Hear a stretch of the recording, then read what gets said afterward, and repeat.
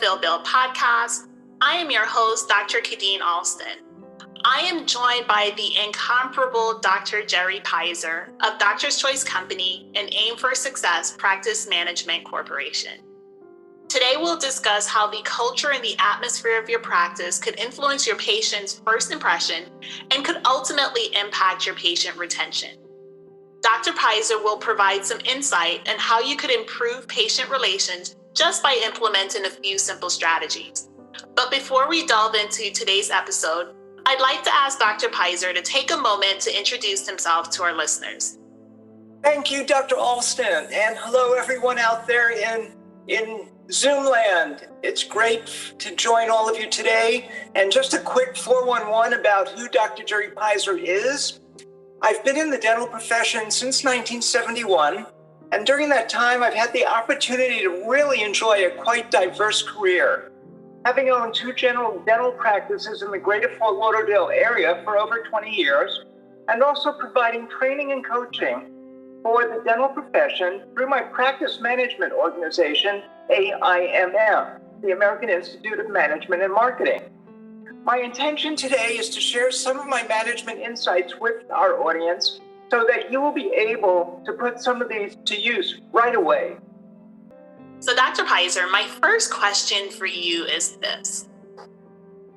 Beyond mastering the practical application of dentistry, what do you think is the single most important skill that every dentist needs to acquire and learn? What a great first question for us to open this conversation with, because we often hear that time management and strategic thinking, efficiencies, networking, finances are very, very essential skill sets that every dentist needs to acquire. Well, certainly, all of these are, in fact, quite essential for the success of the entrepreneurial dentist. However, if I needed to select one skill and only one as the single most important to acquire, in my estimation, it isn't even on this list. What that skill would be is relationship building. See, once learning how to build solid, trusting relationships, all the other skill sets mentioned can be shared with others. And to help you build your team, because being a successful dentist today, doing it alone just doesn't work. And it does, in fact, take a village. So there is a definite technology attached to relationship building.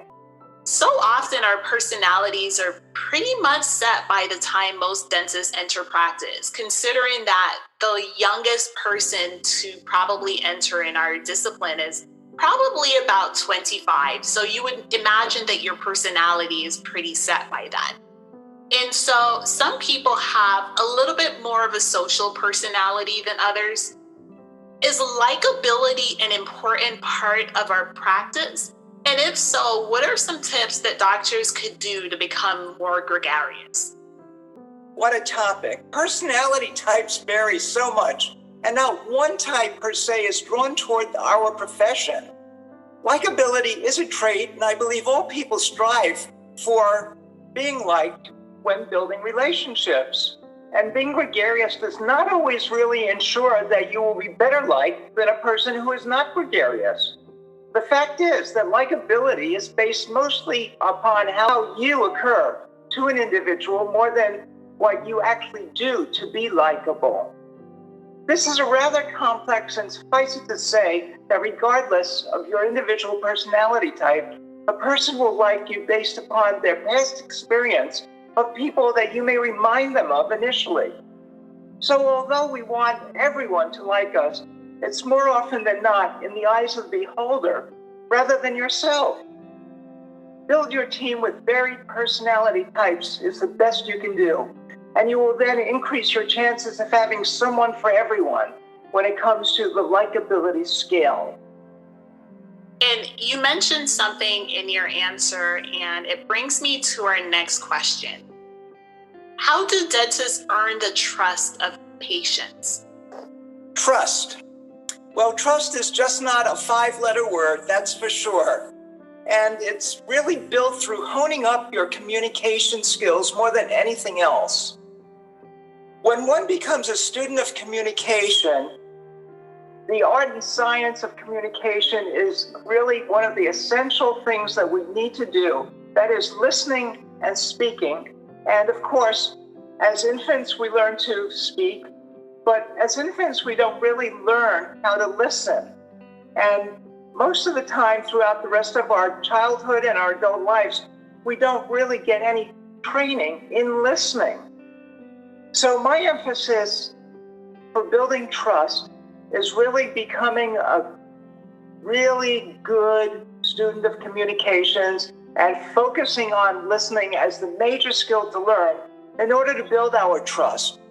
Whether it's about patients' treatment outcomes or staff members' career path with your practice, it's important that you are able to build and talk about any worries, any doubts, any concerns openly, as this will help you earn your patients' and your staff's trust. And in turn, you'll be able to build your relationship moving forward together. Again, there are some wonderful in-depth discussions and training we can share with you about empowering your communication skills. And perhaps we can do that also at a more lengthy discussion in the future.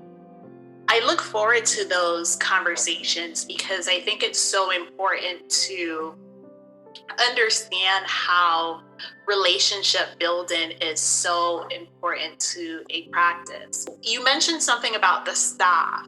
How important is it not just for our patients to trust us, but also for our staff to trust us?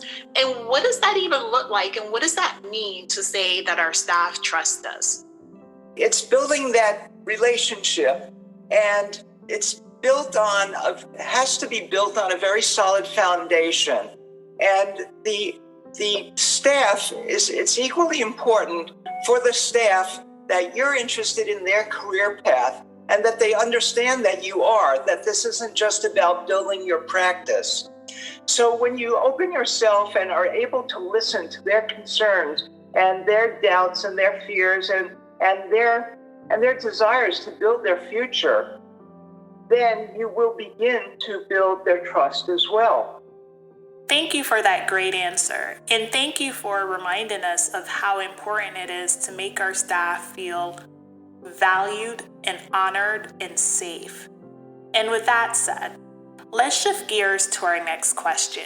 How important is ambiance and patient perception of your office and your practice? It's very interesting. Patients come to your office and their expectations are already created based upon where they've been in the past and what they're going to find in your practice right now. So you want to have your best foot forward, of course, as far as the physical environment goes. Colors and clutter and space and light and even smells all play a very important role in setting the ambiance of your practice. A patient's impression of your practice begins the very minute they come through that door. So you do want every visitor to feel welcome as possible, for you to be really paying very close attention to how you're setting the stage for that welcome. Very often, people base their perception on the cleanliness and the ambiance and everything else on how you actually look. Your hairstyle, the makeup or lack of makeup, and the sense of the area, the aromas, etc. They all come into play. So I would suggest that your background, your ambiance be kept as neutral as possible, and you yourself will have a greater ability to draw more people into a neutral space.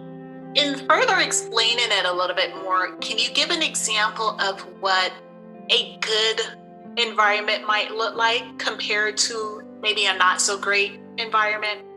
I think primarily a good environment, setting it in relatively neutral tones and perhaps having some nice artwork on the walls for patients to enjoy when they're in the reception room or in the treatment rooms is good. Something to build conversations about and around. I think the setting itself should be clean and very sterile looking. It's much more important, especially today, rather than having that kitschy or cluttered kind of look that might, for some people, might make it look homey. So we want to keep it as tidy as possible. And we want to keep ourselves well-groomed and as tidy as possible as well. I'm a true believer in wearing lab coats. I think they're great. A lot of people disagree with me and think that the actual scrub suits are fine. And it's a personal preference. But as I say, if we're setting our personal preferences, I believe a well-groomed office has most of the people in lab coats at the beginning, at the front desk, looking as though they are dressed for success, for reception work, etc. Creating that first impression, it's often so critical. But once a patient has entered a practice, what are some of the things that dentists can do in order to increase case acceptance? Again, I'd like to share with our audience some specific ways and things that they can actually take back the next time they're in their office and perhaps start using these methods. Case acceptance is the highest when your patients who are not dentists, certainly, can best understand exactly what you're talking about. So the first thing to remember is to keep our conversations at their level. And what I mean by that is to speak to them in ways and in methods and with words that they truly understand. There are 5 methodical steps that can be used so that you and your patient know that they've received the best exam and that they are understanding things really well. We can begin with, after the examination, the clinical exam is completed, with discussing with them all of the areas that you perceive as being positive about their general health. Everyone likes to hear positive discussions about themselves. So find something wonderful to say about that patient, whether it's their smile or something about their visage that is a very positive thought for them. Then you can get into, on step number 2, their areas of concern, the areas that you think are important for them to take a look at and to really understand at a more in-depth discussion. After you've gone over their areas of concern, number 3 would be going over their prognosis. That is, what would happen if they did nothing about these areas of concern that you've discussed. The 4th thing to go over is their diagnosis, and that is the actual issues that are at hand, whether it's decay, whether it's their bite, whether it's their jaw relationship, whether it's their chewing and function, whatever it may be, completely going over their diagnosis with them. And then, 5thly and lastly, completely go over your recommended treatment in a step-by-step process. If you so choose, always have an alternate recommended treatment as well, so that ultimately the patient can make a choice between recommendation A and recommendation B. A clear consultation format, following those above 5 points, will give you, the doctor, a sense that everything has been completely discussed, and it will also give the patient a very clear understanding with an end result of having greater case acceptance rate for you and your office. What I hear you saying is to allow the patients to understand the treatment and formulate a relationship. Absolutely, that is correct, because you want them to be able to, at the very end of this process, to be co-diagnosing with you. That is, that they're speaking with you, you're not speaking at them about their diseases, about their dental health anymore, that they're engaged. And total engagement requires that you have this kind of discussion in a step-by-step process. So sometimes in doing so, patients tend to perceive that a dentist may be a little aggressive. And so how does one ward off that perception? where you can present all the information in a stepwise fashion without sounding a little over pitchy? And that's a great question. With those 5 steps that I've mentioned just now, if at the end of each one of those, doctor can take a few minutes to say at that particular time, either does that make sense to you, or what questions might you have about that before I go on to the next step. In that way, you're continuing to have that engagement with them, and it sounds much more effective that way because they now are not sitting there just saying yes, yes, or no, no. They're starting to ask questions about their treatment as well. So ultimately, when you're at the end of it, it does not sound as though you have been aggressive about anything. It sounds as though they have been co-learning along the way. Co-learning along the way. I love the way you put that. And you gave such great advice, and we're actually rounding out this interview. We're coming to the end. So I want to leave with one final question, and that would be, what is the single most important piece of advice you would give to the following 4 people? The new dentist. The second would be the dentist who's just hitting their career stride. Third, the dentist who's been practicing for some time but is still trying to find his or her footing. And lastly, the dentist who's been doing it for some time and is now coasting on autopilot. Well, let's take a look at those, and perhaps these will give everyone a little bit of an insight into where they are on this path that we're all really taking together here. Be built upon your listening and speaking skills, your clinical skills you've gotten from your wonderful education up until now, and the missing may very well be the listening and speaking skills. So I strongly urge everyone as the new dentist to begin honing up on those skills. As far as the dentist who is just hitting his or her career stride, I would say focusing on leadership skills becomes a very, very important aspect of building the rest of your career. We all seem to think management skills are the key, and certainly they are at the beginning.